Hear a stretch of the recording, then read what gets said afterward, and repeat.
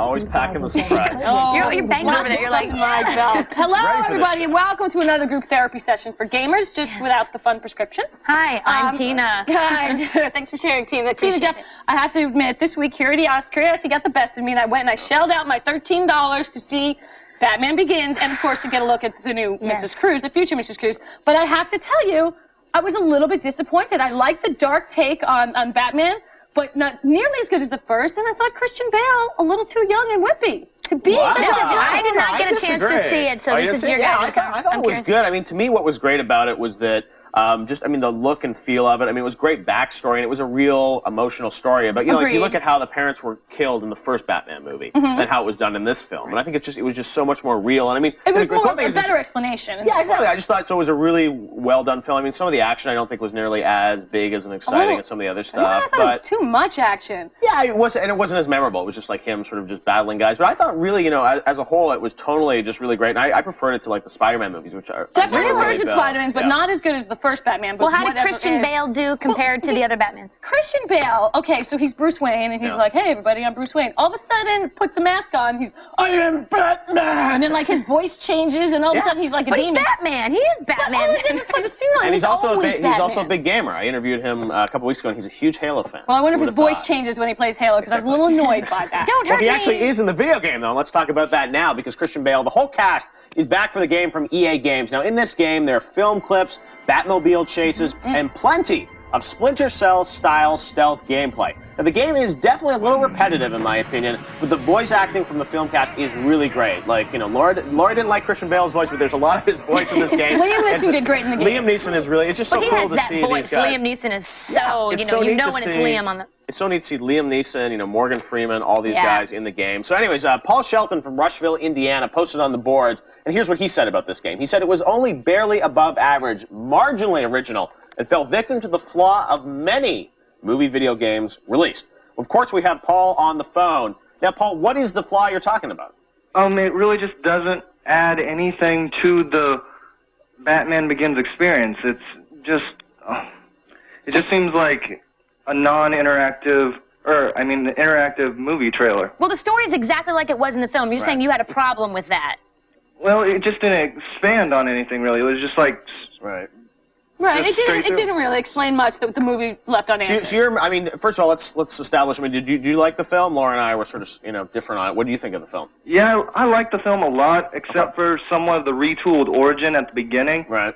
But overall, that was a good movie, and it definitely made up for the last two, so... Okay, well, but you're saying that you think the game, your movie games, you expect it to be something more. I look at, like, the Lord of the Rings games, which I thought were fantastic, and they were just play the movie, there's nothing new there in those games. Did you like those games? Did you play any of those? I tried a couple of those, and they were good, solid games, somewhat like Batman Begins is, but, like, the movie games that I really like are something that, like, open up the world more. That's true, that's true, and that's always a bonus. But, let's take a look at this game just as a game, without the fact that it didn't add on to the movie. What did you think of the gameplay alone? Because I found the cape gliding was just more fun than I've had in a really long time. Fun. Yeah, I'm saying it's sort of, it's Splinter Cell-like, too, I think. I thought it was a stealthy. Little, some of the guys that worked on Splinter Cell worked on this game, and I think it was a little weird where he was, like, crawling along pipes, and it was very, like, Sam Fisher. Was that something that bothered you, or do you like that kind of gameplay, Paul?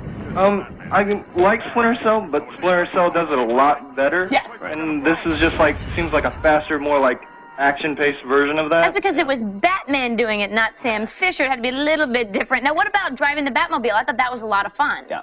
I thought the gameplay of it was done well, but like, you don't even get to do some of the coolest parts that you see in the movie, like jumping off the top of the parking garage, driving on top of the building. Yeah. And the Batmobile stuff, it doesn't come until probably like 3/4 of the way through the game. There's only a couple levels that even... So and I think also, the fear thing is, I think you make a good point, Paul, about sort of it not taking, some of the conventions in the movie to the next level, because like the fear feature I just found was very repetitive. Like you go into an environment, you have to, do one thing to scare the guys, and they have these guys with machine guns. You walk in, and then they can kill you, but if you do this fear thing, all of a sudden they lose their machine guns. Like a crate in the corner falls, and they're like, oh my god, let me throw my gun, because I'm so afraid. I thought the game is just a fun game. And the thing why I kept playing it is because it's so easy. It's just so easy that you don't get stuck, you don't get frustrated. It's just a fun little game where you can be Batman. Yeah, and it's very acrobatic and stuff like that. So it is. It will give you a chance to really be entertained. And I don't think we're looking for like the Halo. We're not looking for like a system seller. But as far as having a video game based upon that, a movie, I thought it was great. Cool. So Paul, should buy it, rent it? What should we do? Just rent it, because it's like, if you play it through, it's not that much longer than the movie, maybe a couple hours. Right. Well, but you do actually get to have, if you were a fan of the movie, you get to have those voice actors. It's incredible how well that was done. The voice acting was really well done. It really brought you into it. I played through this game. I mean, it only takes probably like 5 to 7 hours. It took me like 2.5. And the characters look like Christian and Liam Neeson, so it's good. It's cool. All right, coming up after the break, we're going to be saving you kind folks a bunch of cash, because we're telling you which games you shouldn't spend your money on. Don't turn that dial. Or take out the wallet. Or take. Hey everybody, I'm Kevin Pereira. I once was a PA at the network getting balance bars and coffee, and then one day in the lunchroom, an executive producer for another show called Arena asked me if I had any interest in being on camera. And I looked around and I didn't see a couch. It felt safe, and I said yes, I'd love to be. Stay out of the sun with G4 all summer long. This is Glenn. I'm just calling to let you guys know I got my Xbox back. Thanks a lot for that message delivery. I just gotta say, stop with the war games. There's way too many as it is. Get something new. World War II, yeah, it was a big deal, but you don't need to keep screwing it up. Can't be the only one who sees this. Hold a picture of Lorfoy up to a picture of Goku when he's Super Saiyan. See the family resemblance. I usually get Dante, but... Are you the spitting image? Let's take a look. You get the angry look, you get that same angry look. Practically brother-sister right there. I can see a little bit of that. I have a little bit more facial hair, but other than that, twins. He's a good call. Absolutely a good call. There you go. All right, people. Color. You know, like Live Aid, Goodwill, Happy Hour, we're here to help.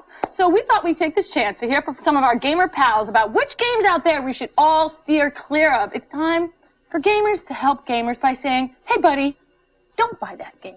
Or, hey, girl. I'm tearing up here. I'm tearing up. Anyway, we got Jim Walker on the phone. Jim, what game should we not buy and why? Well, first off, I want to congratulate all three on a wonderful job on Attack of the Show this week. Oh, thanks. We appreciate it. Appreciate that. You saw the With that show. said, God himself could not save WrestleMania 21. Really? God's a pretty powerful human being, though. Well, not really a human being, but... forget about it. Go ahead. The controls, when they decide to work, mind you, they're clunky, not responsive, not very user-friendly. And the AI, let's just say, let's take the Michael Jackson jury. And we club them over the head with a baseball bat for about 40 minutes apiece. Then you toss them over a cliff into a pit filled with wolverines. Should they survive, you got something about as dumb as the AI in this game. Wow. So, someone feels ripped off, I think he's holding back. Exactly. I think you're holding back a little bit about how you really feel. Censoring myself Give for me an television. example of that. Show me an example in the game. Oh, an example in the game? Yeah. Let's say a ladder match. Okay. You climb up the ladder, you grab a hold of the suitcase or the belt, whatever's hanging up there nowadays. Instead of trying to climb up the ladder and knock you down, they will simply knock over the ladder and stare up at you like they're trying to catch what's inside your shorts. Well, that's where the comedy comes into the game. All right, talk a little bit about slowdowns. Slowdown's a slight understatement. I would call it more of emergency brakes. Yeah. You're right. No, it does make for a fun game. Now, people at home are probably wondering, I mean, are you a fan of wrestling in general? I'm a fan of the SmackDown games, but wrestling as a whole, you have to keep in mind, it's a sport primarily watched by Southern men who try to look macho in front of their friends by watching oiled-up men play grab-ass. And you're not one of those men? No, I am not. Okay. Well, thank you, Jim. Thanks for the I think consumer warning. We appreciate heartfelt. it. Absolutely. Yeah, We have some people also posted to our boards, and a lot of people had comments on it. And let's take a look at some of the games that people said, you should never buy. Well, Nintendo Fanatic wrote in, he said, Prince of Persia, Warrior Within is Tez Suckers.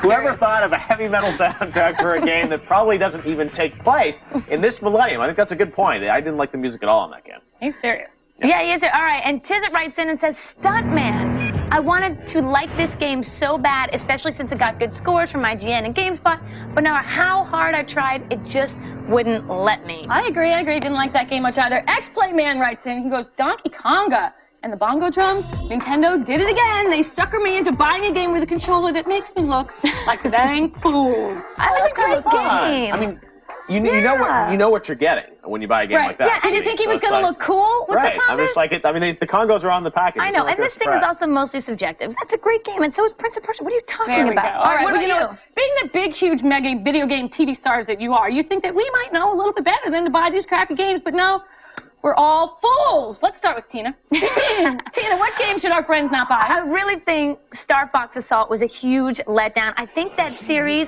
should be buried, just like E.T. was, millions of miles away someplace and far, far under the Earth's core. No improvement from the previous game. Super easy, very confining. There's no new design, really. It just wasn't a great time. You know, and it was for $50, and Star Fox Assault, not so much. I liked it. It was all right. But, the game that I picked a game that was just so disappointing when I played it was Terminator 3 Rise of the Machine. Now, there haven't been a lot of great Terminator games. There was a Terminator 2 arcade game with a light gun that I loved playing in the arcades about 15 years ago. But this game was just so universally terrible. Yes. And, the game was just not a great quality game. It was, supposed to be tied into the movie. The movie was kind of fun. Talk about a bad video game based on a movie. Yeah, there have been a lot of bad ones, but this one just, the environments were terrible. The AI was terrible. It was a first-person shooter, and that's the toughest thing about, first-person shooter is that it's got to be good because, the competition especially great is so AI, good. yeah. Exactly. So it was a really disappointing game. I agree with you on that, actually. Well, I put a lot of thought into it, and I decided that my thoughts would best be expressed in poetic form. So I wrote a little something down for you. I'm afraid about what you're about to say. Put some effort into it. Yeah. Overachiever. Dead Man's Hand, oh please don't buy, or you'll be as dumb as this game's AI. I thought how great this will be, a Wild West shooter. I can play on my Xbox or my computer. I'll be a Mexican outlaw filling enemies with lead, but I wanted to shoot with myself in the head. The graphics are reminiscent of the original Tapper, not like Star Fox. This game belongs in the crapper. The scripting is predictable and the mechanics are flawed. And the Potsy Road? Oh my God. The levels are short and the bosses are wimpy. For added pleasure, the multiplayer is skimpy. You're the only one online, whether early or tardy, not unlike being at a Tina Wood party. The hit detection is flaky and the poker is lame, so I'm begging you all, don't get this game. Can I bring the hook out? That was better than the actual game right there. After the break, we're blowing things up as Jeff gets up close and personal with one of the men behind Destroy All Humans. You don't want to miss it. That's right. Look at you getting all funky. I like it. My parties are very... You're plugged into... Hi, this is Metson. You're watching G4 Rewind. Who is your favorite G4 host? I'd have to say Laura Ford. Probably Adam. He's just hilarious and very spontaneous, and he always makes me laugh. I'm going to honestly have to say Kevin Pereira, and I know a lot of people really like Kevin. I'm one of those people, and I've watched him grow from a boy to a man.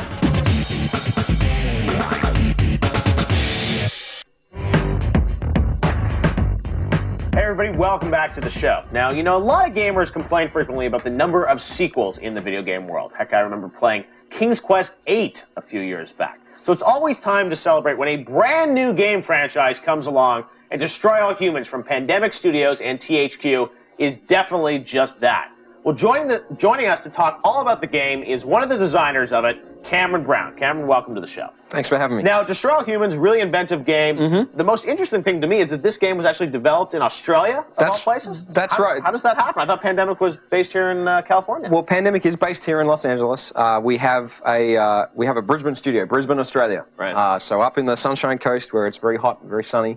And we have a bunch of crazy guys over there who have been slaving away on Destroy All Humans for the last 2 years. How did you guys come up with this idea? What is the premise behind it? Well, the premise is obviously that we wanted to take the 50s B-movie kind of alien invasion kind of shtick, and the interesting twist is that let's play the aliens and let's destroy all the humans. And so the idea came up just from a really genuine brainstorming session at the Australian office.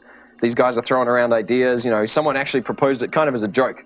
They're like, what about Destroy All Humans, 50s B-movie, it'll be really fun. And, the longer we talked about it and the longer it got discussed, the more it stuck. And it was just kind of, wait a minute, there's something to this. And I know Tina's actually checking out a version of the game, trying it. Right now, How do you like it? Throwing cows and chickens and sort of getting... Flinging some cows, yeah. That's what we like. People are comparing the open-ended gameplay a lot to Grand Theft Auto. So what similarities and what differences will we see with that? There's definitely some similarities. The game has a sandbox world, and you can run around very freely. You have the alien Crypto. He has a jetpack that allows you very free movement around, and you have a UFO that you can fly. So there's some similarities there in that you can run around freely.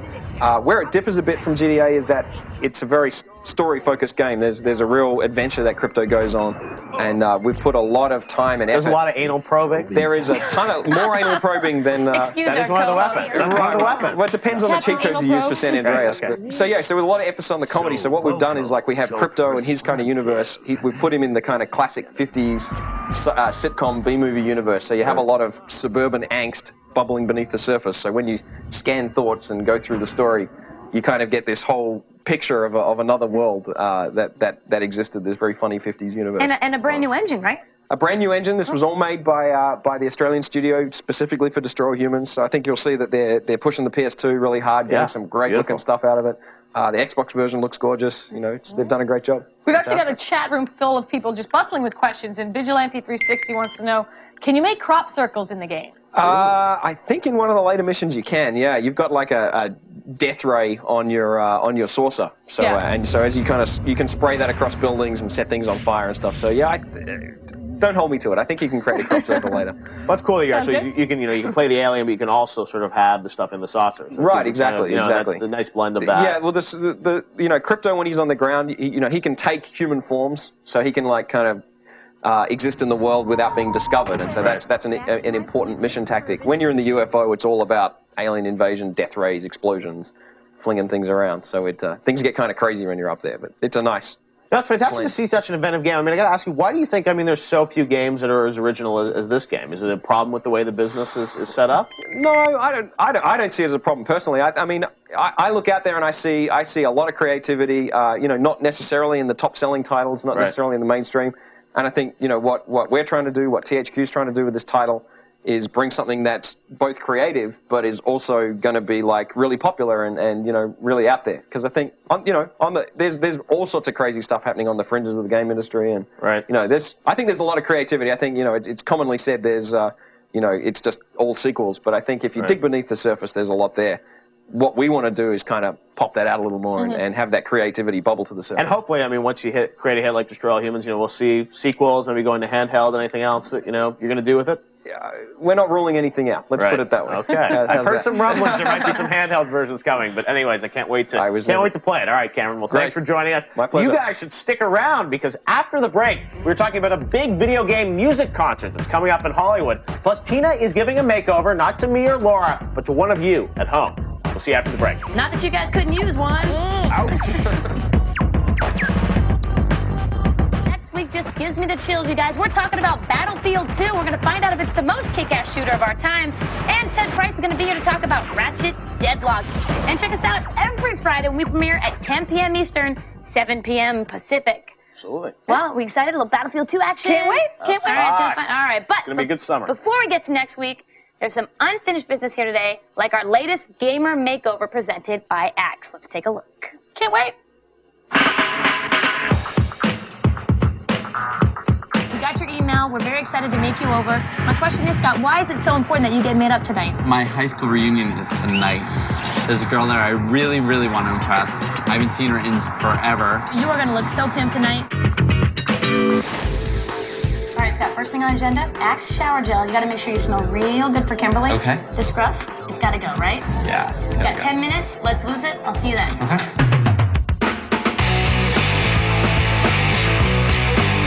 Hey, Kimberly, it's Scott. You remember me from gym class? Well, let's see what we can do to make you look a little more like Casanova. Okay. And a little less of this. All right.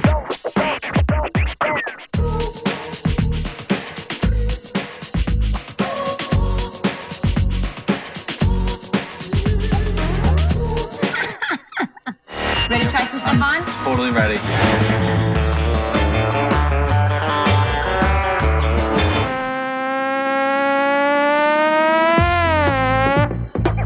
Give me this.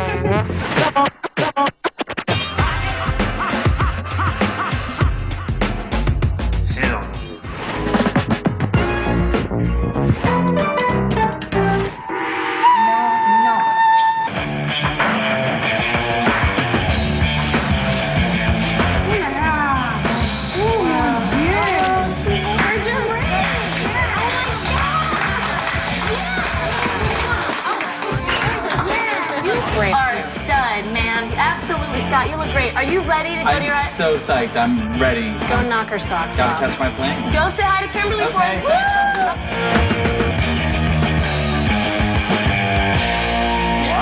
So what happened with Scott and He got a Kimberly? date. He did. He got it. I don't know where it went from there, but he got the date. That was you the have mission. To find the stud inside. He looked good. Awesome. Good I was job, like, bud. actually, if Kimberly doesn't work out, maybe, you know what I'm saying? Oh. Okay. Okay, anyway, you guys at home, you've probably heard about the huge video game concert being held at the Hollywood Bowl on July 6th. It's called Video Games Live. Well, we've got our good friend, my good friend, I don't know about you guys, and he's also the executive producer of the show, Tommy Tallarico, on the phone. He's going to tell us a little bit more about it. Tommy, are you with us? Hey, girls, how you doing? Tommy. You Now, miss me? of course. Always. But I'm here now, Tommy, so watch out. Is Jeff taking good care of you? Of course. Awesome. All right, tell us a little bit about the concert. Yeah, I mean, this is a huge celebration. I mean, we got all the greatest music in video games played by, in our Hollywood Bowl show, by the L.A. Philharmonic. We got lasers, lights, live action, exclusive video content from the games.